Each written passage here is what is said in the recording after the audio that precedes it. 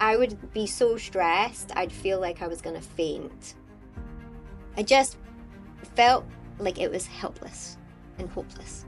You know, like I felt like, where do I turn? What do I do? I've always usually got a solution. But as soon as I started choosing me, everything started falling into place. My business was on its knees, like many people's were. I didn't have furlough to fall back on, so I didn't. I didn't have that that piece that a lot of people had. I'd say that it was probably one of the first times in my life where I felt like an inability to provide for myself. Amongst all of this chaos, what's helped you find peace in all of that? And I think I remember Fred asking, we used to like post-it notes up on the wall and everything like that. And he would be like, he asked the question, who is Drea? Oh my gosh. And I nearly cried. Really? Because I had no idea who I was or what I was doing. I was so like, my identity was so attached to my business, which was on its knees. I didn't know even who I was or what I was doing. So I was like, I had no answer for it. I don't know. Would you say that you are your true best version of yourself right now? Yeah, I would. I would say I am my most peaceful and happiest version of myself right now. Hey guys, are you feeling burnt out or wanting a quick break away from the daily grind? Well, our friends over at Cyro Boca Place offer the ultimate destination for those seeking a blend of luxury wellness, adventure, and restoration. If you know me, you know I'm fully invested in health and well-being. So if you don't prioritize yourself first, how are you supposed to be showing up for others around you?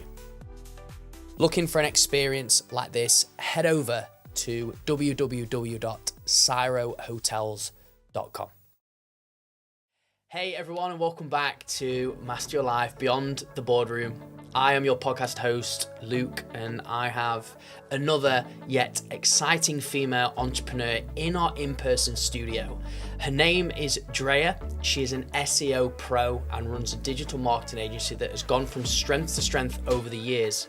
What's actually really great about this, and we was just sort of meeting up beforehand, that it's not always been a straight sort of linear path. It's been very up and down, and we're going to go through those twists and turns today in the episode, so make sure you kind of sit tight listening, because there's going to be some real big gold extracted here.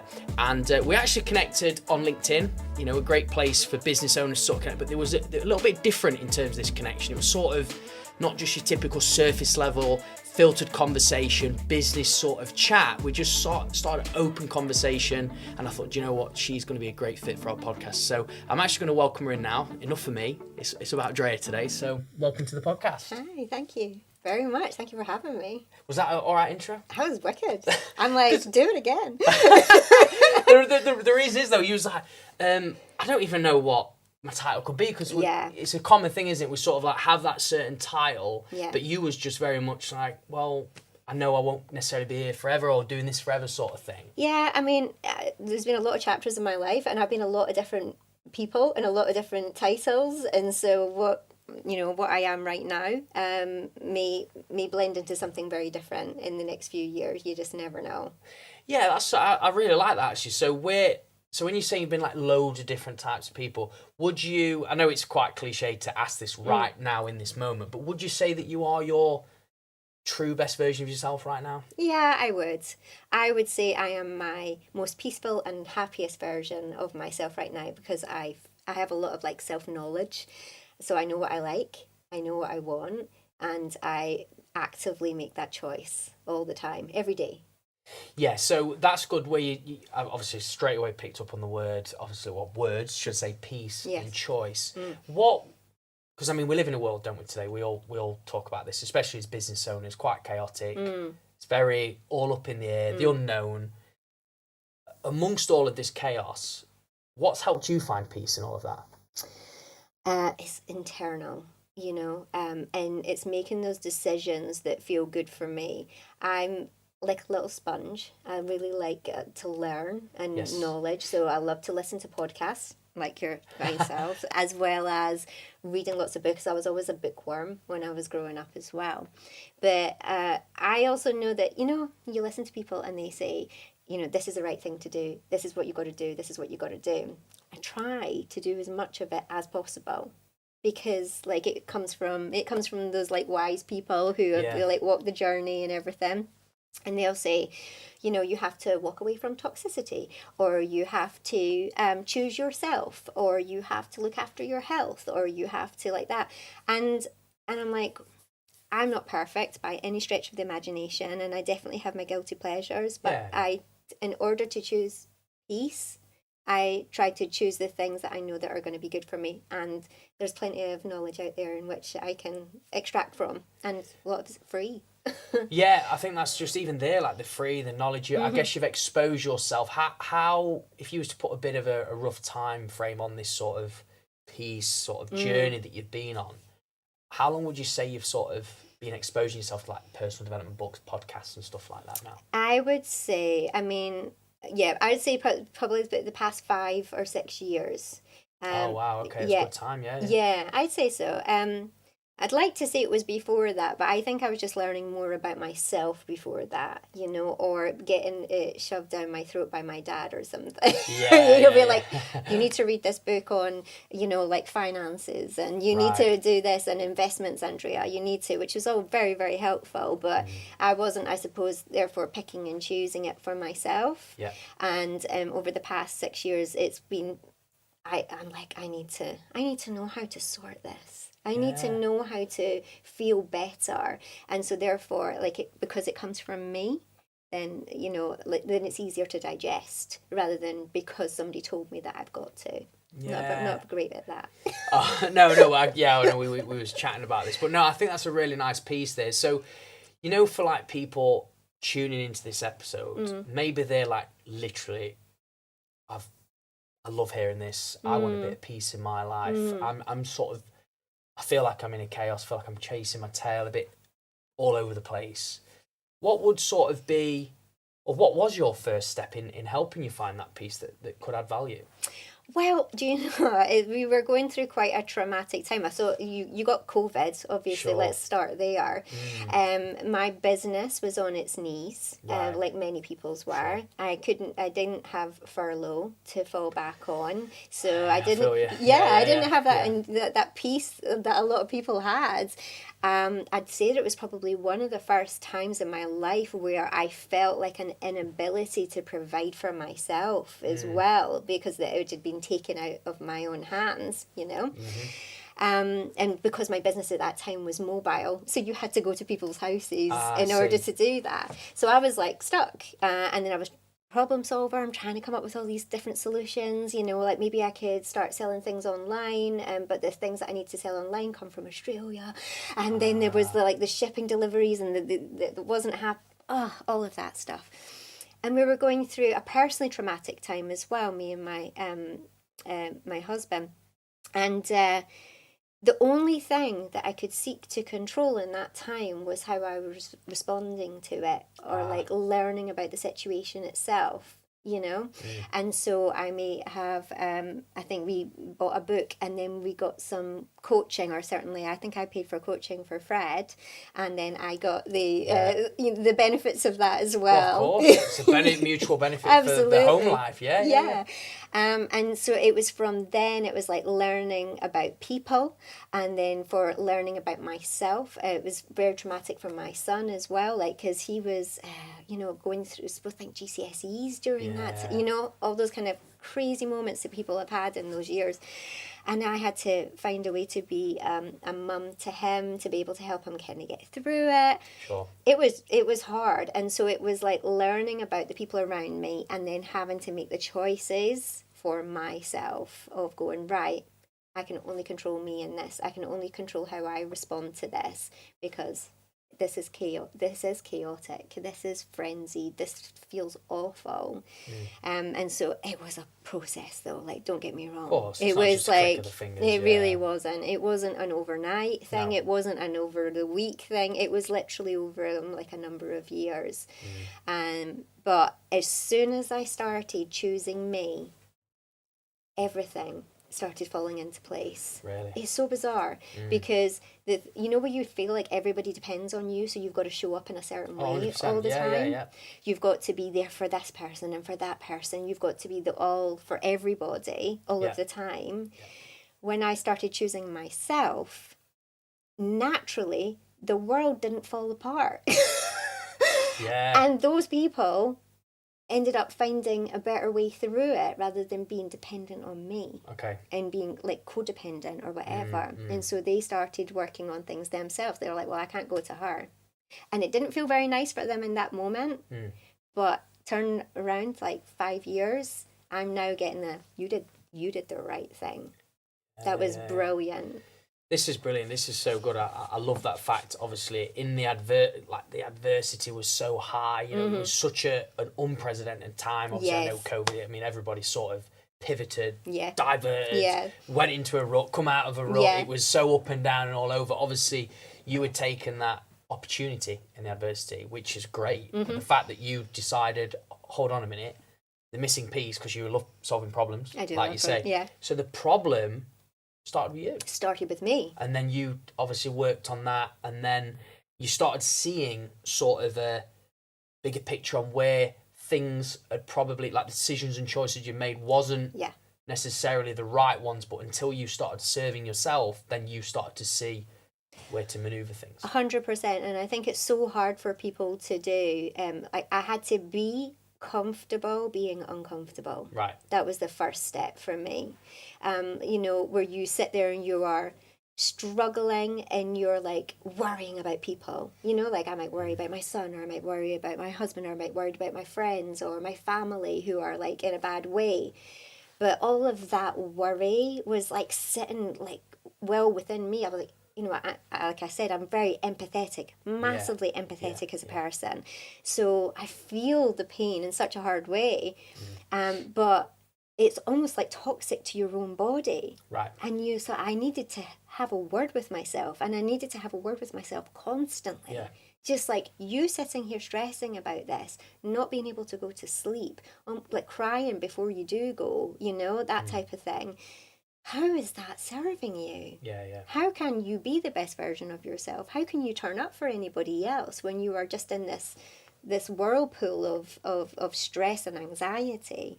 And so I had to have really hard conversations with myself going, do you know what, like natural as a mum or whatever, that you're like, but what if he's dead in a ditch somewhere because I haven't heard from him, like, and then you're like, come on, he's come home every day.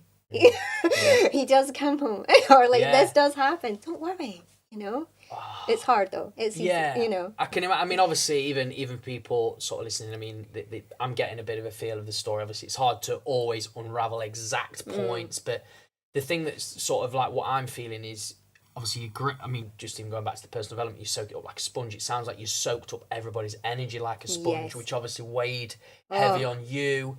In that self, like, because that's obviously a past version of you. Yeah. So you're out the other side now. Yeah. If you was to look back at the old Drea, what was she like when them emotions were sort of getting soaked up? You were sort of, people was depending on you. Like, what was your life like, if you can remember? I think I looked at least 10 years older.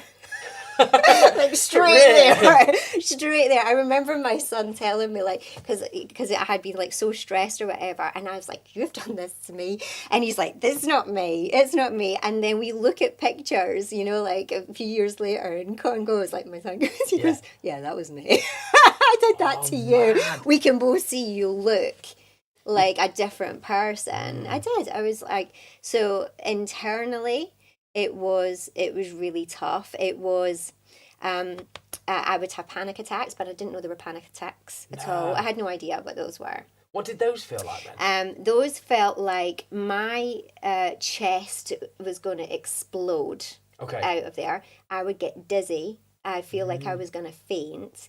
And one of the things that I needed to do was just like, I'd go and lie on the couch and then almost like hug myself and then try and breathe through it, right? But I didn't know this was what a panic attack was. I just was this is awful. What is happening? And then, or sometimes I'd get Fred to just like bear hug me. Okay. Like that really helped me. And it's just like, okay, you know, like I just needed, I think I was like a little girl, like I needed protected. Sure. I needed somebody to show up for me sometimes as well. Right. But I would be so stressed, I'd feel like I was going to faint. It was that bad. It was horrible. And I know that probably even people who know me now would be like listening to this or watching this and go, you? Yeah, you felt like that. You felt like, no, that's not the Drea I know. Like, because I know that I probably come across as like cool and confident and calm now. But God, I just felt like it was helpless and hopeless. You know, like I felt like, where do I turn? What do I do? I've always usually got a solution. And right now, and I think I remember Fred asking, we used to like post-it notes up on the wall and everything like that. And he would be like, he asked the question, who is Drea? Oh my gosh. And I nearly cried. Really? Because I had no idea who I was or what I was doing. I was so like, my identity was so attached to my business, which was on its knees. I didn't even know who I was or what I was doing. So I was like, I had no answer for it. I don't know. I mean, yeah, that's quite, it's quite, I appreciate you sharing that, because obviously I think a lot of people will relate to this in a different way in terms of that identity loss. Obviously I think where you said that, I just wanted somebody to show up for me, I really felt that. Because obviously you're showing up for everybody else all the time because you're the business owner. Yes. Obviously you as even as a female in the relationship as well. It's not like your typical, I'm not saying you're typical, but maybe even in the past generation, more of the guy would work, the female would sort of stay at home as the mum, so obviously you're carrying a lot of that as well. So there's that pressure there. For me, just that, I mean, I'd love to know this because this is sort of like what's coming to my mind. What made Fred put that post-it note up saying, who is Drea? Because I just think at that moment, that is so good. Like such a like check-in moment, right? Yeah, he's really good at that. Like we're both, we both supported each other through a lot of the past 6 years. So that's been the wonderful part of our relationship, to be fair. And I would say I'm pretty uncoachable. I'm pretty like the worst. I'm like the worst student. I'm the worst kind of like person because I don't know. He'll be able to tell you better. I don't know what my problem is. But I maybe get defensive. Okay.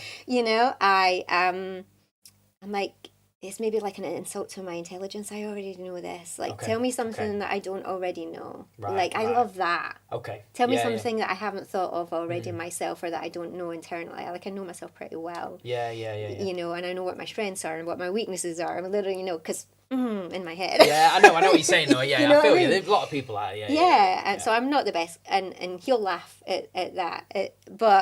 And we sit down, and God bless him, some of the things that he's had me work on, like his 7Q or his planning or whatever. I am the worst person to do it. I'm the business owner, but I am like the worst person to do it because I'm just like, this is painful. I find it so hard. But I think it's always so necessary. I love that he pushes through for me, and I love that he takes the battering from me as well. Do you know what I mean? Like he takes the punches, and because I'm not easy to deal with in those moments. And so we had like a lot of post-it notes about where we were going and what we were doing, vision, and and especially that kind of like, your business is here. What are we going to do together? How are we going to build this? How are we going to build you up? And then came that post-it note of like, so like, who are you? Yes. And so, like, let's get you away from the identity of your business, because that's not who you are. Just because you run that business, or you have done for a very long time, doesn't mean that that's who you are.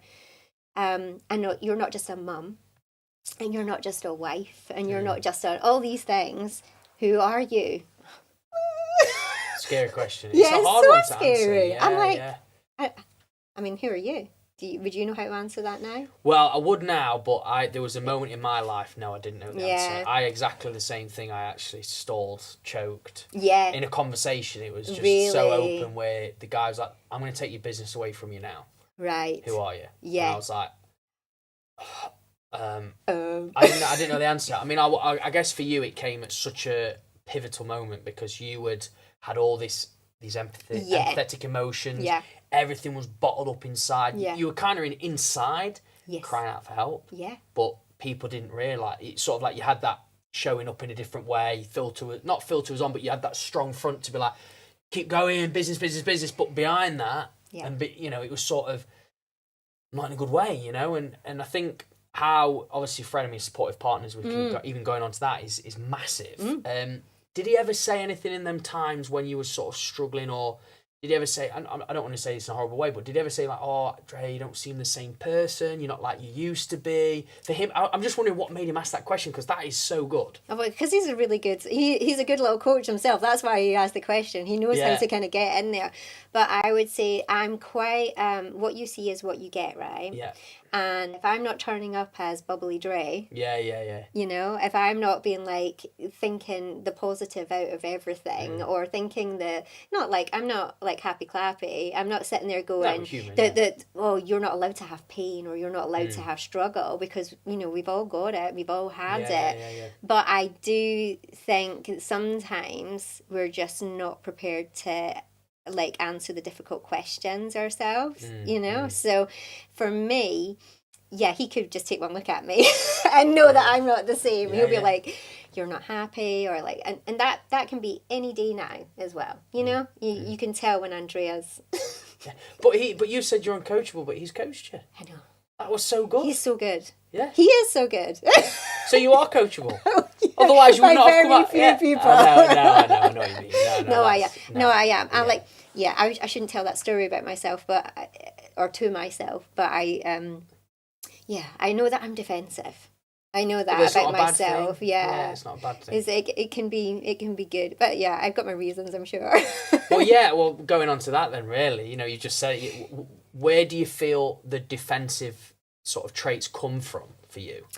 But you know what I think it is? I think it's a lifetime of trying to be perfect. Okay.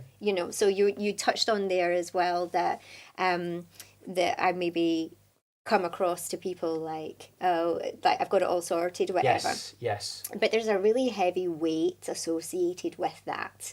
And I do remember, like in my 30s, that weight was really, really strong because everybody had this, like, so I was the person to kind of go to for advice, and I was the person to go to for inspiration, or I was the person who was like, aesthetically on the outside, everything looks so great, Now, I'm not the type of person that's going to post online and be like, I'm great when I'm not. No. Like, I'm not fake in any way like that. But I also will not post necessarily negative things. Yes. It's in the same vein. So I won't sit there and be woe is me, or like, burn me, or like, I won't do that as well, because that's my internal work as well. It's just like, come on, Andrea, like, this is not the end of the world, and you've got some hard stuff, but so have other people. Like, you can kind of get through this. But the perfectionist piece, it weighs so heavy, and so I've always I had to do a lot of work on myself to be like, okay, you don't have to be perfect, and actually being vulnerable and transparent and being honest with people. Sometimes it's uncomfortable for people to hear. Oh yeah. But in the main, people really like to hear it, even if it just makes them feel better about their own life. I'm glad I'm not going through that. Well, there is a lot of that, by the way. A lot of people are on that. But sometimes they need that. Of course. I think that's okay for people. So, like, you think you've got it hard, listen to this. And then they'll be like, okay, I'll shut up now.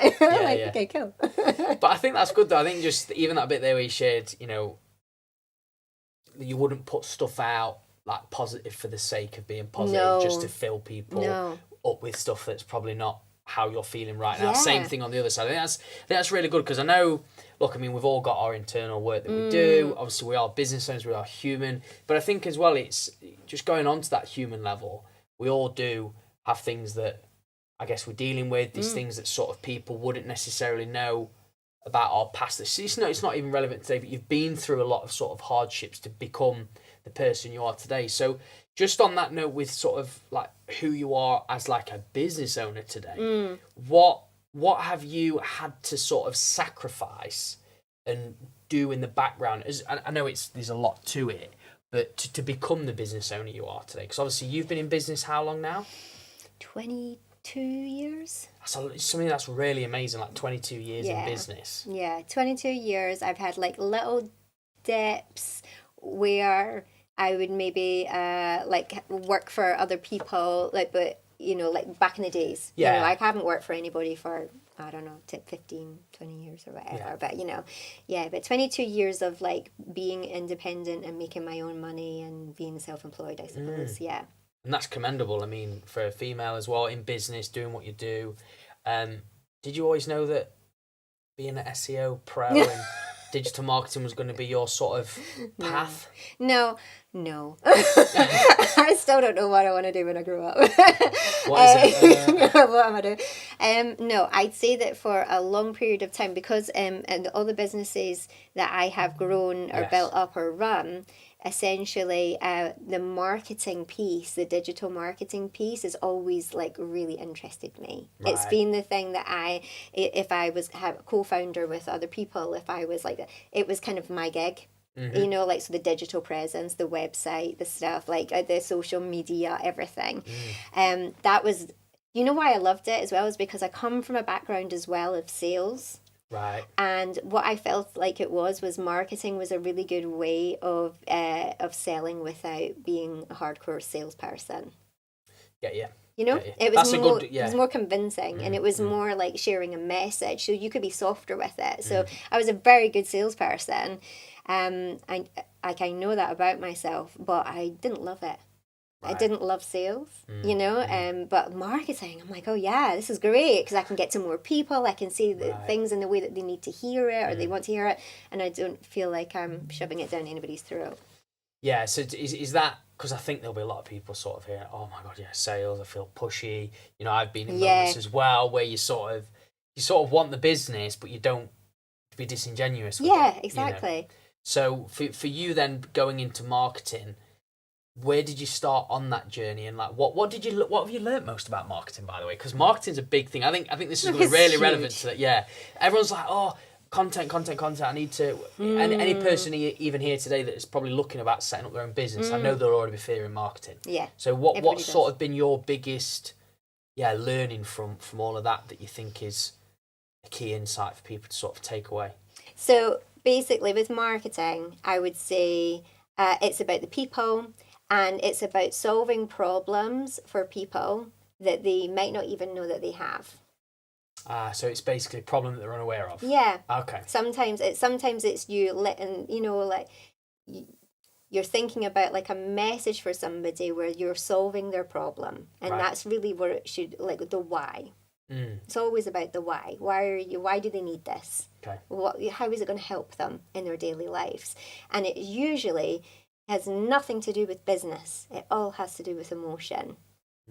You know, like, it's like, I suppose, you know, we were talking earlier about like having more time. Sure. So you might have like like in a B2B space or whatever, you might have a system or a process that affords that company more time. Yes. You know, that type of thing. Or maybe it's more about their bottom line, like they're interested in how do you solve a problem that gives them more money? Or like, you know, whatever that is. But it's always based on emotions. Always, you know, like nothing that we ever do or that you ever buy really is based on logic. Well, no, that's absolutely. I couldn't agree more with that. And I think as well, would you say then, if somebody were to go down the more logistical sort of maybe marketing route and stuff like that, do you find that they struggle with consistency and like conveying the right message, I guess, authentically? Or yeah, I think so. I think everybody feels like they should turn up, and even though they know they want to be different, and they know that they feel that they are different and they stand out in a different way, they end up conforming to like normal practice. Okay. So it's boring. Yeah. You scroll past it. Yeah. It doesn't hit the right nerves. It's not like doesn't hit the right message, but we feel like we should. Yeah. That's what we should be doing. Right. But we live in a world now, especially like when you've got TikTok and, you know, all the social platforms, everything, video and everything, where the people who have the most success are turning up regularly, as you say. I'm like a bit of a consistency queen. Like that's been like my main thing. See, yeah, brilliant. You know, yeah. like if I say I'm going to do something, I'm going to do it. And if I'm and you turning up is like the gold dust. Like it's amazing. Yeah. You know, like turning up, it's just that nudge, that reminder, whatever. But I think, you know, for those people, you need to turn up, and you just need to get the messaging right, authentic. Yeah, so authentic. Turn up and be yourself. Yeah. And if you don't want to be yourself on camera, get somebody else to do it. Yeah. I would say it's so, that's what I'm saying. I think that's the hardest piece, isn't it? Yeah. Even the showing up and like the marketing, obviously it's, I mean, you get these marketing gurus, marketing experts, but I think just how you've simply laid that out, I think for somebody, you know, wanting to start and put the messaging out there and it just be so, I don't know, like simplify it, what the problems and stuff. I think it's just we can fall, like say the conditioning, you can fall into that. And I think that's probably one of the biggest things that we've definitely learned as well is simplification, right? Is everybody wants to try and complicate things, and even if it's been working for a certain period of time, you think, I need to go in the next level now, and I need to think outside the box, and I need to be totally different. But the reality is, if it's not broken, don't fix it. You know, like keep doing the basic stuff, keep like the showing up or and talk about the really simple things all the time. You know, like Fred and I, like we've mentioned before, like Fred's come from like F1, hydrogen fuel cells, tech, IoT, everything like that, right? If he got on a video like he did back in the day and he'd be talking about this stuff, he'd just get no interaction at all. People are like, what? Right, okay. No. And I'd go on, and I'm honestly like the most basic person. I'm just like, now look at this glass of water. And then they're like that. And then if you drink it, it goes down. And people are like, You're like... It's mad, isn't it? Like Fred be hating on me for it. He's like, how is it your stuff gets so much? I'm just like, because we don't have time to try and work things out or overthink things. People just want that simple message.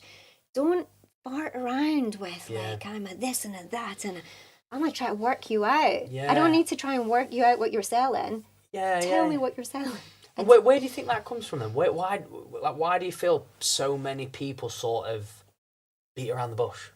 I think it's like learned. I think it's very corporate, if I'm honest. I think if you remember, like back in the day before we've had all the social media, before you had, you know, like all the working from home and like the creativity these days, podcasts like this.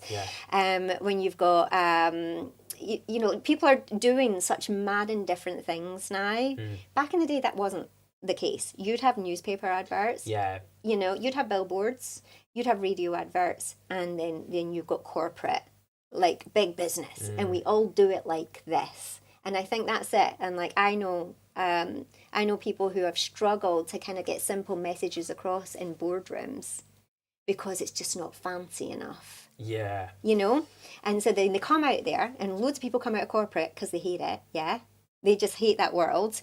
But then they're conditioned to still try and do the same things that they learned in the corporate world. No, I've got to be like this and I've got to be like that because that's professional. And it's just like... Because I know so many people would sort of be like smiling and say this like the corporate way. I mean, I heard something come across when I was sort of in this like coaching group where fancy fails, simple sort of scales. I don't like the word scaling as such, but it makes sense because it's sort of... If fancy can be confusing for some people. Simple is just... Oh... There is a way. I guess it creates possibility when it's sort of simple because it's like, oh wow, she's or he's been able to create this. But every time I hear them or come into contact, it comes across so simple. And the thing is I'm not saying we want it. Well, we do really. We don't want an overcomplicated life either. No. You know, nobody so it's sort of like tie in. This is what I'm saying. It's like sort of like you want to tie in your life with your business, but marry them up rather than one being really complicated and then you're sort of trying to live a simple life. I heard this Mel Robbins podcast the other day. Oh, and I was whilst I was outside painting my garden shed in the sun. So nice. And it was an hour and 15 podcast, right? And it was about the most simple subject. It was so bizarre, but she had just like made an hour and 15 minutes about Right. the Right. 4 steps to like not being over like sensitized to like to your phone.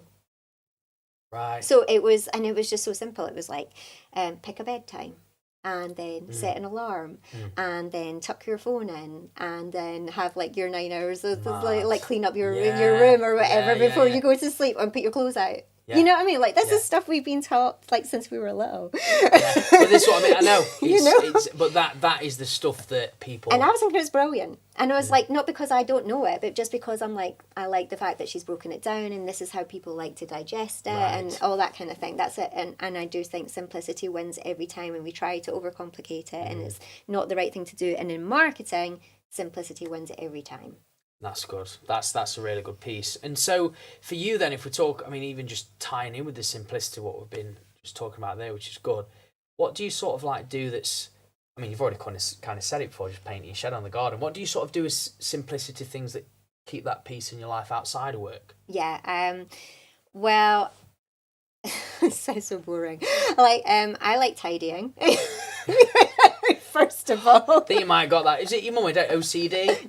Yeah. Well, I think it's that kind of the respect of like a tidy house or a tidy mind. Yeah, type I thing. agree. Yeah. So if I've been stressed out at all, you will find me cleaning something or whatever. I do love to decorate. I do love to like revamp things up, so I'm always either painting a wall inside or outside, or and Fred loves it because I'll try and stress you out. So you go and do some cleaning. Is that quite therapeutic for you then? I love it. it. Yeah. Just time. I'm really good with having time alone as well. Right. And we used to have this kind of conversation because like I feel like boys and their toys, they have like loads of like Fred's got tons of little hobbies. You know, he loves cars, he loves biking, he loves, you know, he'll go golfing with the boys once, like, you know, all that type of thing. And I'm like, what do women have that they do where, like, and I didn't know if this was like a female thing or a male thing or whether or not, but I didn't feel like we have like a lot of hobbies, you know? Then I had to start thinking about it and going, what could I do that I really enjoy? Yeah. And just do it. You know, and just get on with it. So that downtime for me would be usually something like, what I'm going to do is I'm going to create something new or fresher or nicer or... I like my plants and everything. I'm so old now. I like my plants. Old. I like my plants, I like my painting. Yeah, but if that's... like my garden. Oh, do you do a gardening as well? I like it. I like the garden, especially when the sun's out, obviously, but... it's got a lot of potential, and it's like a firework display, our garden. So like over the months, all these beautiful flowers flower, and we've got this tree in my garden, and I just sit and stare at it. This is so beautiful. I'm filled with gratitude of nature. Let's just say that. But that's good then. So I mean, I know obviously you've gone through a transformational journey yourself, but hearing you, obviously it's peaceful, isn't it? Again, it's sort of like that stillness. It's sort of, you know, looking at things again in a simple form, but give you so much in return. I'm sort of feeling that from what you're sharing. So, just in terms of your personal growth, life, just doing things like that quite regular, such as you tidying up, you know, painting and stuff like that. How much of an impact has that had on your life at home? How much impact has that had on your business? I would say massively, to be fair. And again, it's choosing me. It's choosing myself, and I show up better for everybody, you know, because I have the time, I've had the peace inside myself, whereas, you know, when you're just constantly going from one thing to another, I'm not always the best version of myself for everybody else when I've hit that, you know, hit that wall. And so both in business as well, because we deal with multiple clients. We're a digital marketing agency, so I have to be sometimes a sounding board. We're like the marketing team, external marketing team for businesses that turn over millions of pounds, and you still have the directors coming on the phone going, Drea, have you seen our competition? They're doing this and they're doing that. What should I do? And it allows me, like, because I come like from like really like huge with pragmatism, I can come back at it and go, right, okay, so you're going to stay in your lane and you're going to focus on you, because you already don't like that they're saying that about you or that they're doing this, you know, against you. You're going to concentrate on you and your business. and this is how that's going to look. And then they'll always be so appreciative afterwards, going, God, like, that's so, like, if I'm stuck, I'll call Dre, because because I'm going to look at it from both an outside perspective, because I've got both sides. I've got the running a business and, the other side of it as well. So I understand them as well. But I think that's really good then. What I'm feeling from this is, you're very much into your own inner, like you say, serving yourself, but that's coming through the understanding part when you're talking to a client. So this is good then. So in terms of business, obviously you're working with, I know you're working with like big businesses that turn over obviously at large amounts. They're obviously, I won't say they're reliant on you or dependent on you, but they're obviously outsourcing to you to help them sort of grow or maybe see things that they didn't see or wouldn't 100%. ever see.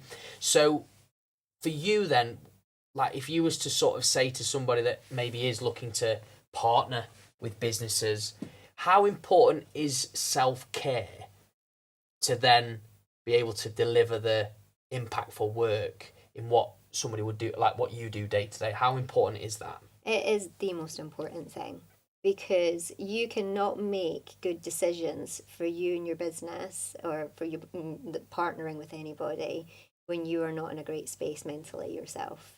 So it is the most important thing to be able to take a step back. Like you should, what did they say? You should never make a decision when you're hungry or whatever. Or you should never go shopping when you're hungry. Yeah. Because you're just like, Well, you do, don't you? You grab and go. Sort of. And like, say if you're in a panic stations or like, the money's not coming in or like how you thought it was going to do, the sales are not going to come in. Like you're going to start to make decisions that don't necessarily serve you well. And so I do like to think about it like this. Like if I was in a different, say, financial situation right now, or if I was in the opposite situation right now, would I still make that same decision?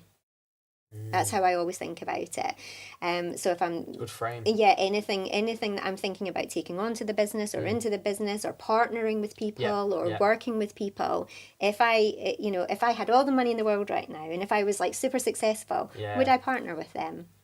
Sometimes the answer is no.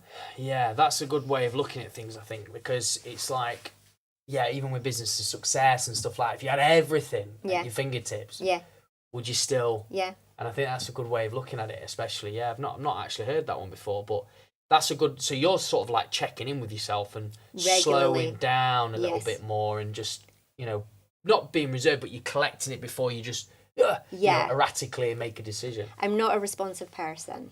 Right. So I'm not like things won't happen to me and then I will instantly respond. I do not do that. Right. I literally always take the time. And then I will always encourage other people to take the time as well. Just like stop. Just because you've had this message through doesn't mean you have to respond to it right now. Yeah. Like people are like, oh no, I need to say this back, or I need to like to make this decision now. Why do you need to make that decision right now? Why? And it's like, I don't know, because I feel like I should. Like that's generally what people will think. It's the same thing with messages, email. I've got to email right now. I've got to message this person back right now, otherwise I'm going to lose them. Or whatever. Yeah, and I've been there. Like, I remember one time sitting in the kitchen and I was frantically responding to, it was a B2C business. And in the B2C world, like if you don't get back to people, like now they go somewhere else. Right. They just do. And I remember Fred looking at me whilst I was frantically like that. And I'd probably been messaging this person back and forth like 20 minutes or whatever. And you think about like your hourly rate when you start to do that. So starts out like the service is like 20 or 25 pounds. But with all the prep that you've done before and all the stuff that you've done after, like that hour, you've just, what have you made, Andrea? £5 an hour? Well done. And he sat there and he just looked at me and he was like, Andrea, you don't need to do that, you don't need to be responding right now. Like, have your lunch, Andrea. like chill out, Andrea. Like, and I just looked at him and I was like, you don't understand. You don't get it. And I think that he might agree. Like now, going down the line, he'll be like, I can see why you did that. Now, your maybe defense was going up again. My defense was going up. You don't get it. And the funny thing is, in some ways, we've swapped roles now. So, like, later on now, down the line, he'll be like, I get it now, of why you were doing that. But now I'm like, no, but I didn't need to be worrying like I was, and I didn't need to be stressed how I was. Maybe I should have just put some like tools in there that would give automatic messages, or that just showed some kind of boundary of time or whatever, of like, you know, like personal boundaries. Yeah. Well, where would you say that you learn all this from, though, in terms of like this way that you deal with things now? Not being responsive? Just everything, yeah, because I think there's a lot of, definitely from my side, I can relate to the erraticness and sort of, like responding straight away. Got to get back to him like within minutes, you know? Because you look so good as well. Yeah. They love it. Yeah. And like, love how sharp you are. Wow, we got, she got back to me so quick. Your ego is so like so where did you sort of learn that, like, that space, I guess, or that calm, collective... It's just been over time, really, and it's been, like I say, in the past like 5 or 6 years, like making small incremental changes to my life or to my lifestyle. So not going all in at the same time, but definitely making small little changes. Going, okay, I'm not going to respond to that just now, or I'm not going to respond to that email. What I'm going to be doing is I'm going to wait a couple of hours, and in fact, actually, I can even wait to tomorrow, or like, like now in B2B space, I've got that at 6 o'clock on a Friday. I'm not going to respond to that until Monday now, because, so it's just like little bits and pieces. You have to take yourself on a journey. Like, don't go cold chicken. Like, was it cold turkey? Cold turkey, cold chicken. I've not heard that one. That's me. Yeah, that's yours, cold chicken. That's my new saying, cold chicken. I'll come up with some crap, I tell you. If I sent a message after this and do it in 3 days, like, you've gone cold chicken. I've gone cold chicken on you. And you'll love it, and you'll say it, and you'll enjoy it. Yeah. That's what Fred does. All my stupidity comes out, and now it gets played back at me. But you said, do you know what? You said one word there that was brilliant. You said one word there that I think is a big word for a lot of people starting out in business, more so starting out in business than, well, even if you are a business owner, we'll always abuse them from time to time, is personal boundaries. Yes. So for you, what boundaries have you got in place at the moment that really serve you, would you say? Everything that I possibly can do, right. But with the ability to, and I think that's the thing, is because I've been the opposite. Yeah. Right, and it killed me. Like it can kill you. Yeah. And now I'm like, now I've got all the personal boundaries, and so like I'll only work from X time to X time, and I enjoy bank holidays and actual holidays, and I don't have to sit there, all of that kind of stuff. And then on my own emotional piece, like not trying to get too involved in other people's dramas, because I was a bit of a magnet for drama back in the day and everything.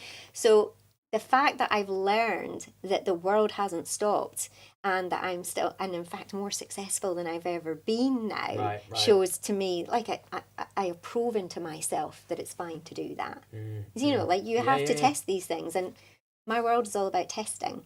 Yeah, so you obviously, we was talking about this earlier, you've tested things, you've sort of had failures, you've learned from failures. What sort of, if you look at like a bad habit in sort of your life and business that you'd go, that's what I used to do a lot of, didn't really realise it at the time, but it sort of destroyed a lot of, I'm not saying happiness, but maybe things in life, opportunity, maybe you were sort of ignoring it, I don't know. What was it? What would you say has been habit? Yeah, a bad habit, or just a single bad habit that you look back on and go, like for me, I could easily say, sat with my daughter and I'm doing work stuff, from time to time, and it's still working on it. I'm loads better, but stuff like that. Yeah, I would say that's probably quite a big one. I remember my son used to like walk in, and because I used to I'd have like 4 businesses at the same time. So I was always on the go doing things, whatever, and I was always fully present, for Con. Like, he got so much attention, like, don't get me wrong. Good. But he would come in and he would be like, what you doing? And he mimics me, and he mimicked me then, and he mimics me now, be like, working. And he says it in my Scottish accent as well. Right. I'm working. Yeah. And so I would say that not being present all the time was probably quite a bad habit. And then I'd say that probably, I think it was about 2018, 19, what I tried to do was so like if I go about and I'll take pictures, so I've got like a ton of pictures and videos, constantly. I'm like it's like a life documentary, like wherever I go and whatever I do. Brilliant. But I'll try to do it and then put the phone down and then enjoy the thing that I'm doing at that point. So if you go to lunch or whatever, and you might like capture the moment, and then you put it. And I think that was one of the things that I told my friend back in the day, was just like, because she was like straight on for posting it out there. That takes time, doesn't it? You're like, you're taking the picture, now you're posting it, and you're coming up with the caption, you're going to say this and you're going to say that, and I'm like, marketing as well. And I'm like, no, do it later, because it doesn't need to be done now. So take the picture, capture it, and then just enjoy the moment. And so I'd say that was one of the things. And the other thing was just that always being switched on was a really bad habit of mine. And I would also say that some of the reason that I was always switched on was because I wasn't really necessarily enjoying my private life very much. So I would be... To replace her, isn't it? For a lot of people, I think a lot of people can say, "I get that." I would be like, you'd have to sit and talk to the person you didn't want to talk to, or you would have to look at your problems. You would have to. What you'd be doing if you're not doing that? So you'd rather, it was like running away instead of facing them. I didn't really realise that until probably in the past couple of years or something like that, talking to Fred about it. And he goes, so there's good bits. Obviously, you weren't happy at that time. You were running multiple businesses. Your time was completely filled up by everything. Obviously, you were still present for your son and stuff like that. 100%. But there were bad habits creeping in. But it's all relating to the peace part. You're protecting your peace. You sort of found that. So just going back, your journey through business. At what age was you an actual official business owner? What was your first business? I would say that I was into everything. I was one of those people who would be like, okay, I found a different way to help or to serve people, and then I could get some cash for it. I was probably about like 21-ish. Wow. To be fair, I started working at about 14, though, like door-to-door sales.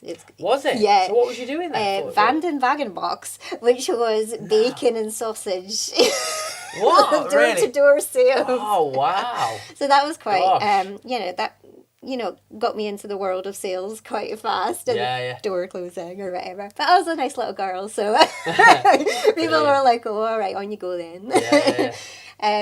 But I'd say that like running my own business was probably the beauty business, and it was mobile spray tan, and it was back when I was 20, probably about 21, 22, and I'd went to an exhibition, and like where you get to see all these different types of businesses and everything, and they had spray tanning. So this was 2000 and I don't know, it was 10 years before Towie.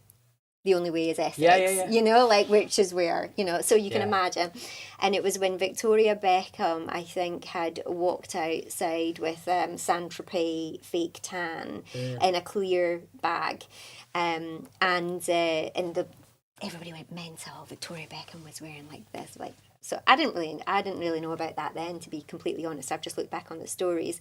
But 10 years before it went really, really big, fake tan, that's when I went and I saw this, and there was like hair art and fake tan and tattoos, temporary tattoos and stuff.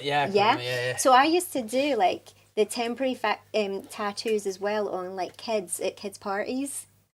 So like they were like oh, can I do a bumblebee? Can I get a car here? And like some naughty little boys would be like, do it on my butt, all that kind of stuff.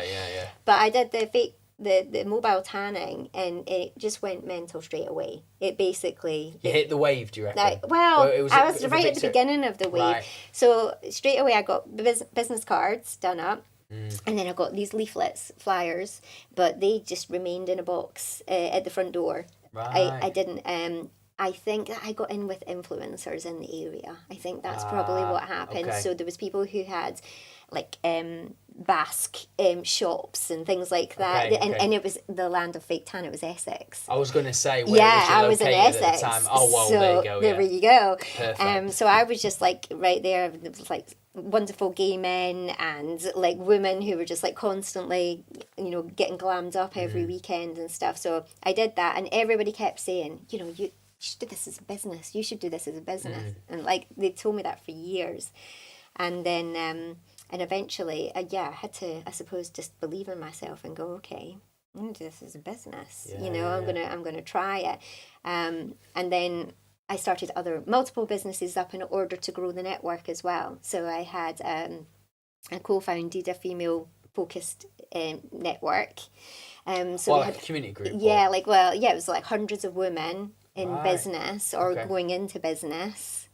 And so that was my ideal demographic as well, if you can imagine. Yeah, of course. And I was kind of like the front end of the business as well. So I would, even all the things that I hated doing myself, like getting on video or getting on camera or whatever, I would be like, right, girls, this is what we've got to do. Right, ladies, this is is marketing, this is SEO, this is this. And so I was both learning about it for myself, sharing the knowledge immediately, growing the network with my co-founder, and then and feeding it into this business as well. Okay. So that was just like a couple of things that I was doing to try and kind of like. So you had like the tanning going on, obviously that became a business, and then you sort of then built this like female focused network. Focused entrepreneur. So that was two. Yeah. And then where did that? So you were so what was the co-founding of that group? Yeah. Right. Me and Claire co-founded How did you come across that contact for that to be created? I'm just wondering. Was it a client? Was it somebody you met in Essex that was like, hey, Drea, let's set up this? Oh right, no. So by that time, I'd moved to Nottingham as well. Right. So when I did when we moved to Nottingham, she was just down the road, and I was also a childminder as well. So I used to look after about 12 kids or whatever. Oh wow. Like at the same time. That's good going. That. Yeah. Yeah. Yeah, I mean, kids are easy. Actually, it's the parents that are difficult. Yeah, I can imagine. You can. Yeah, I speak to Abby about this. She used to be like a nursery manager, so Yeah. So I love doing that. I love the happiness and everything like that from the kids. That was fantastic. But yeah, so the co-founder was down the road. She was also a childminder, and we were like, we wanted to grow a network, and we wanted to start. And it just. We looked at a business that was in Australia of a network, like a female-focused network. Yes. Again, before any of this was popular. You know, there's tons of them now. Yeah, but before any of it was popular, and we were like, yeah, we're going to do that.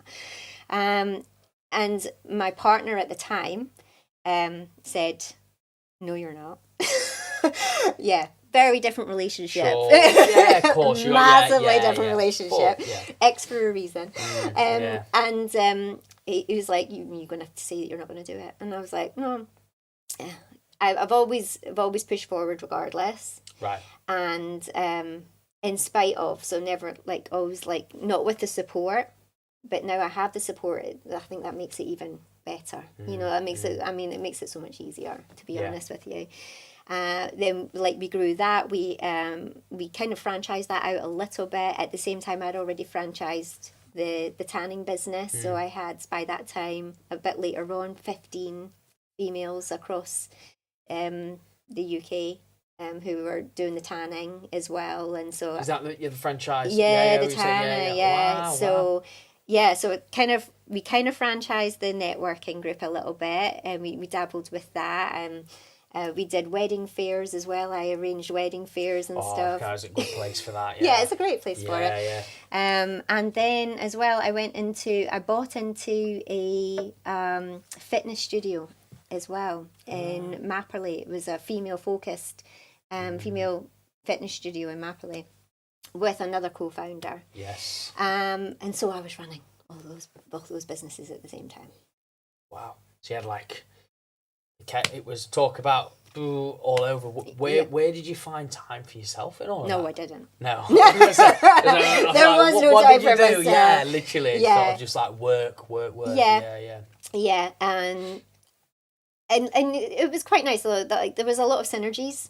As you can well imagine, there was a lot of female focused of this and that, and it could blend in. But I was learning. I think I was learning far too much. All at the same time. Yeah, but obviously, you took on a lot. You sort of realised that, you didn't have much outside of work. But then you realised that, you was doing all this work, she wasn't necessarily happy Yeah.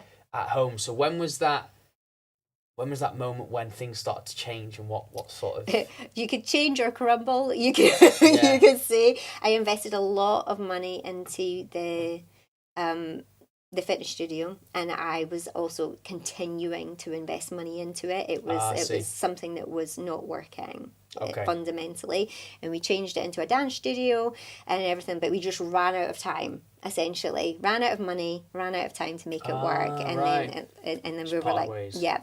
So it all kind of happened at the same time. 2018, I think it was about 10th of January. Right. I broke up with my ex. Mm-hmm. I moved into West Bridgeford, and I took a step back from everything except the tanning business.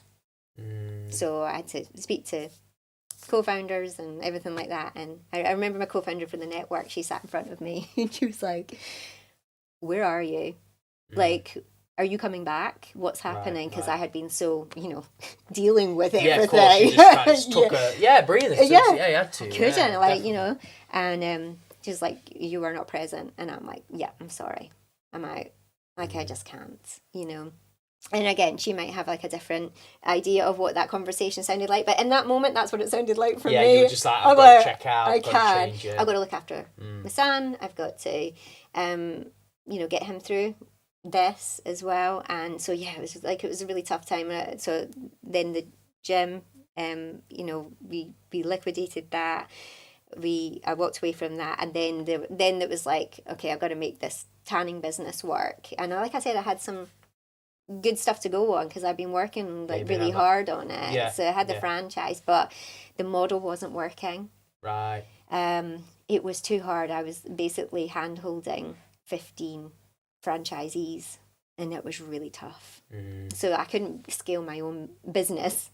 I couldn't scale it because I was too busy looking after all of these people down here. Okay. So I changed it up, and I changed the business model up to like an Uber. You went mobile. What I did was, it was like more like subcontracting work out, but not having, they didn't have to, like an Uber drivers do, that type of thing. Yeah. So, I changed it. I changed it like that, and that was a really good thing to do. Yeah. So did you come up with that yourself? Did you sort of? Yeah. Wow. Yeah, everything that I'd ever done, I'd been from the ground up. And like I said to you before, I probably should have read some stuff, or I probably should have looked around. Well, you started learning the hard way, but you still learned the hard way. A lot. So what have you learned the most about being in business for 20 years now? What would you say has been the biggest sort of, that's a standout moment that I'll take with me moving forward? I think it's about the fact of how your skill set can move from one thing to the other, and your money, the money that you have kind of coming in, if you just play with bigger numbers, that you can ultimately get further faster. Right. So you say playing a bit of a bigger game. Yeah. Right. Yeah, essentially. So say, for example, in child minding, you can imagine the money was not very good, and then when I went to tanning, it was like, could be £20-25 an hour.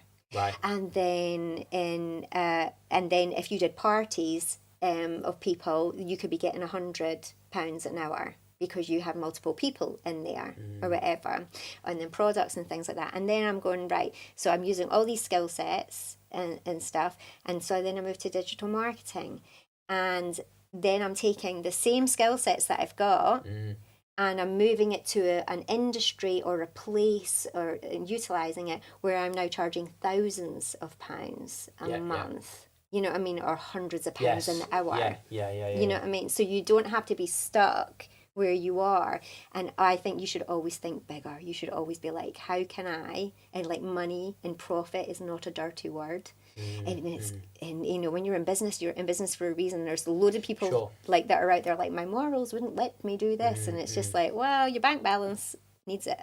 Yeah, literally. Yeah, your bank, I don't know, it's not agreeing with you right now. Yeah. And so the fact that I like the stepping stone of moving up. You don't, and it doesn't have to be just an extra £2 or an extra £3 or whatever. If you used your abilities, you could enjoy what you're doing more. and also make more money as well.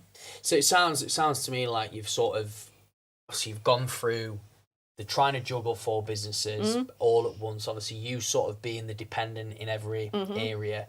So you've expanded really well. You've been in so many different fields. So in terms of businesses, like trying to juggle that must be hard. Going into different modes. You've exited, you've liquidated. Obviously, you've upset people. But now what I'm hearing more of is that obviously you're definitely working smarter with your time as well as the leverage when it comes to the ROI, which I think is really important. But obviously you are saying to like people even who are listening to this today that if you was more exposed to it earlier on, or you had that sort of guidance or something, you'd have been there, you'd have got to this sort of place a lot quicker. Right. Yeah. Being open to other people's experiences, thoughts and suggestions is a really good thing to do for yourself.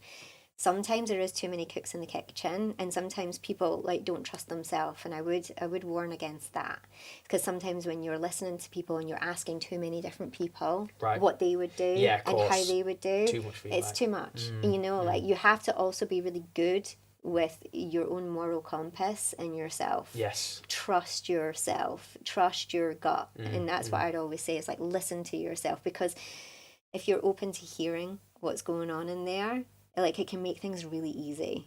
You can be like, everybody's saying that this is a good idea, but I really don't feel like it.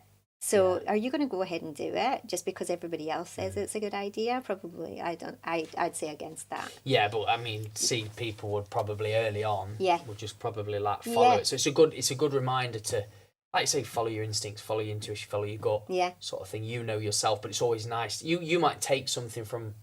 You might hear somebody and think, "Oh, I like that piece. I might make it sort of my own way." And I think in any podcast I listen to, there'll always be a little nugget there for me. Yeah. In an hour's time, or and there's a nugget that's good, and I will use that. Yeah. But I think definitely trust yourself, but never listen to advice from people who have never done it. That's or a never good bit. Been there. Yeah, literally. Yeah, that's because usually it's their fears that they are mirroring onto you. You know, I mean, like, oh God, I don't know how you would do that. Oh, you can't. But what if that goes wrong? And but what if this? And like, if they've never done it and they've never been there, like they can't really give you great advice. You get a feeling from them if they've sort of done it. Like how. If you was even to ask them a couple of questions, you can sort of figure out whether they are someone that's sort of walking the walk in a way. Yes. Rather than just, I don't know, they're just disingenuous again. They're just not being authentic. But so in terms of like where you're at now with business, what's next for you? What's sort of on your mind? Well, we're continuing to scale CIT, the digital marketing business, but we're also helping other businesses and other business people sometimes either sell their business or so say for example there's somebody who's been running a business for say 35 years or something, and they're ready to retire or they're ready to come out and they've got a good business. 9 out of 10 businesses don't sell. They just don't sell, and so they've spent all their life or a good portion of their life working really, really hard, but they don't know how to sell their business. They don't know who to sell it to, or it's not ready. It's not ready to be sold. So it's like if you can imagine putting your house up for sale and, like out the front, it's just an absolute mess and there's bins everywhere and all that kind of thing. And nobody's just going to take a second look at it. It's just it's not finished. It's not ready. And it's a wonderful thing to be able to do to help people realize their dreams of exit. So that could be now, or it could be in 2 years' time. It could be like whatever. And what we will do is we'll work with them to get their business ready to sell, or if they're like ready for investment. So we have like a great M&A community as well. So if there's specialized advice that's needed or whatever, we can just bolt it all in and we can let these people be free so that their business lives on, maybe their legacy lives on, their staff still have jobs, the clients still have that business, because a lot of people are worried about letting people down as well.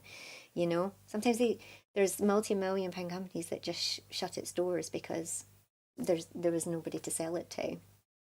bizarre. So that's what we're kind of working with just now and looking at just now.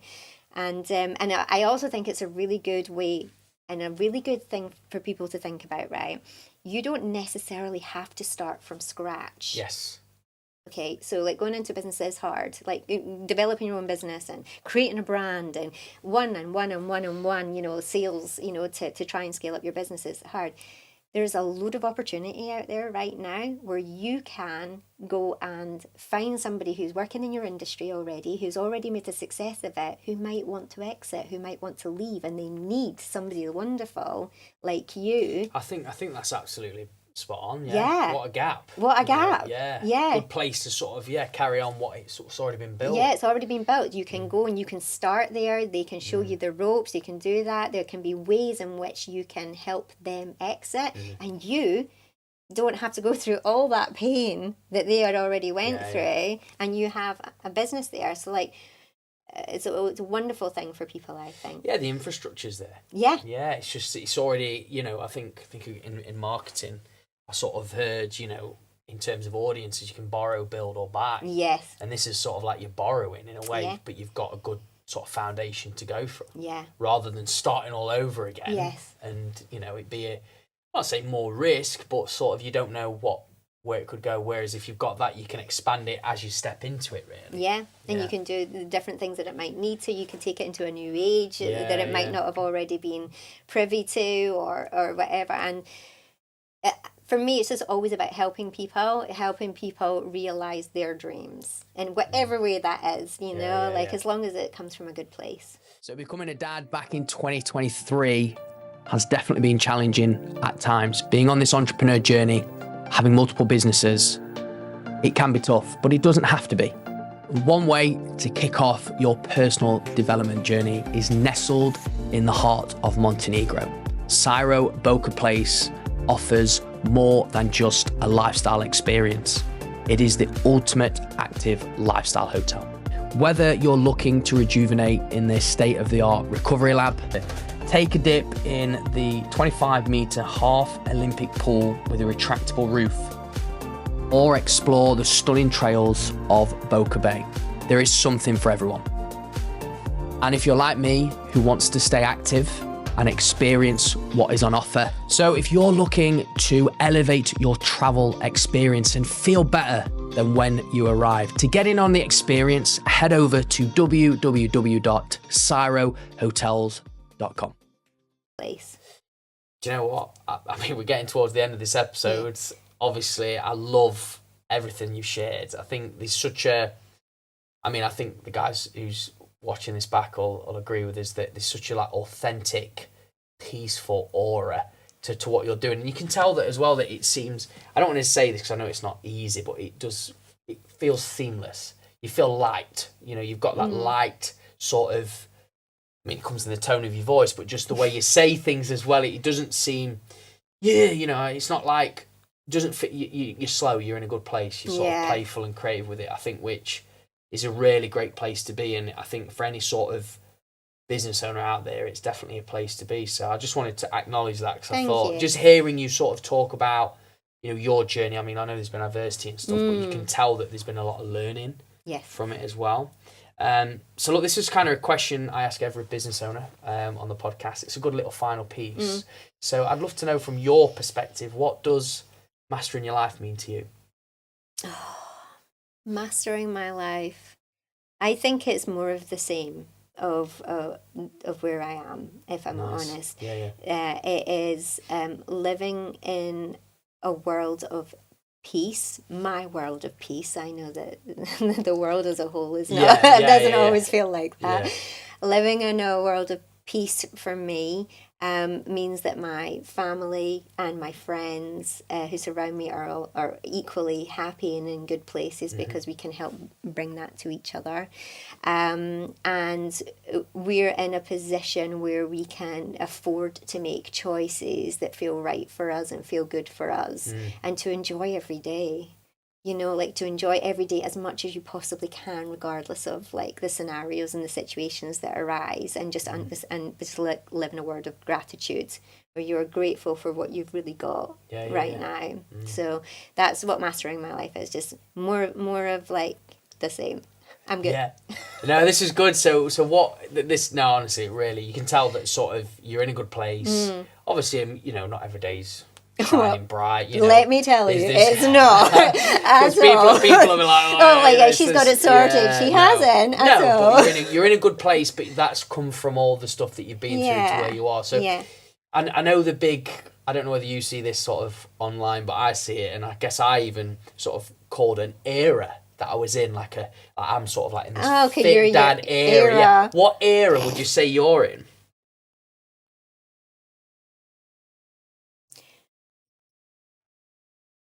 I'm bossing it. Bossing it? Yeah, I'm in my bossing it era. Yeah. You said that with such power. Power.